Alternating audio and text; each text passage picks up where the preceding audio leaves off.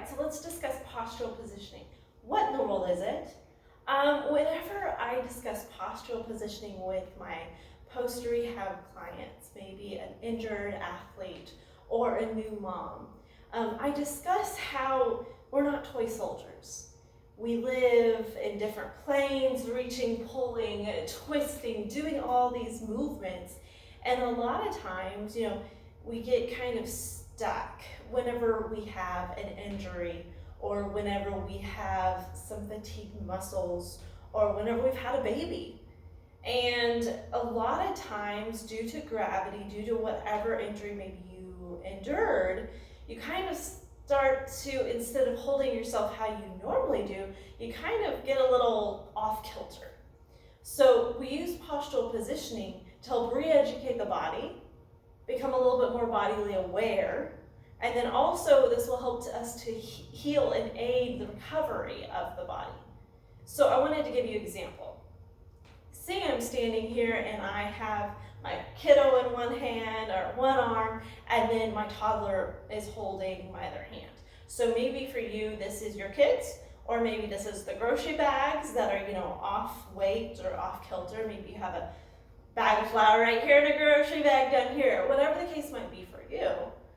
You kind of hold that offset weight, right?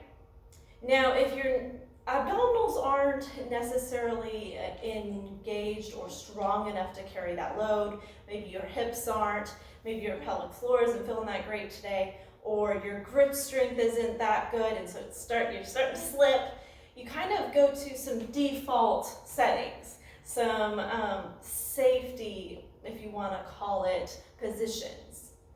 And so for a lot of women, if they're holding an offset weight, they kind of do this, or this, or this, or maybe step the hips forward or hips back, and it kind of puts us in those wonky position.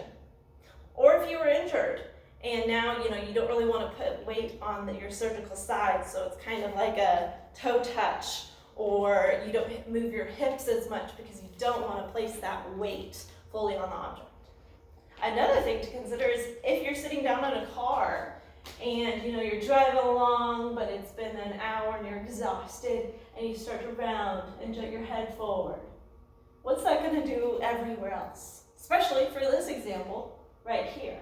You're going to start to feel that load here. You're going to start to feel the tightness in your chest. Your chin's going to be jutting forward. There's a bunch of things that can come from that. So I use postural positioning to help build awareness, to help discuss with people about how we should be, holding ourselves in various positions or through daily life. Because posture isn't just, opening your chest like your mom told you and sitting tall and proud with your chin high. That's really not what we're discussing here. We're discussing integrating that body awareness in the positions that we live in and day out, and helping us to become reacquainted with those positions in a proper way versus that default safety that our body likes to go to during injury.